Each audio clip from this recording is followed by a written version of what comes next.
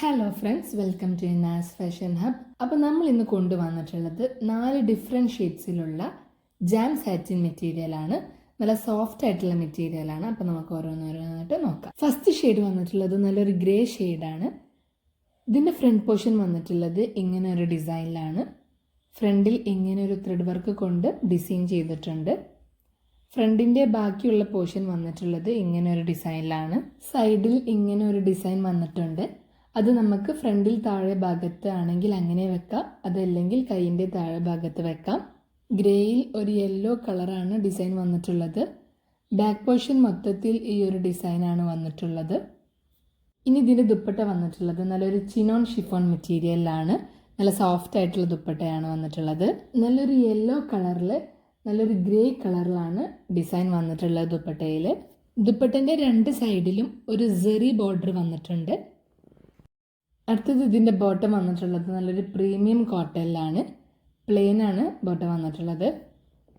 അടുത്ത ഷെയ്ഡ് വന്നിട്ടുള്ളത് നല്ലൊരു ഒനിയൻ പിങ്ക് ആണ്.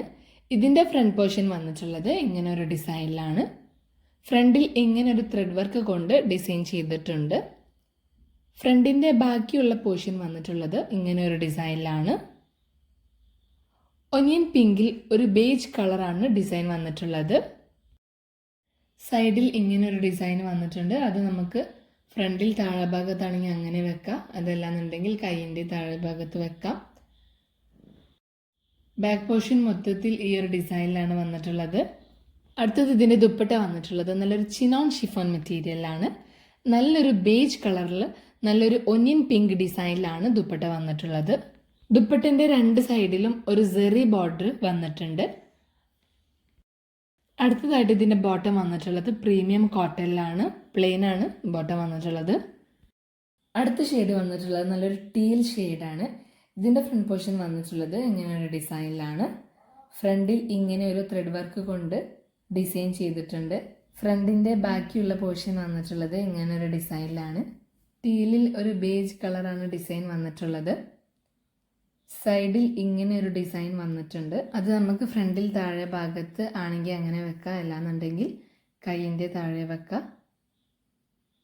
ബാക്ക് പോർഷൻ മൊത്തത്തിൽ ഈ ഒരു ഡിസൈനിലാണ് വന്നിട്ടുള്ളത്.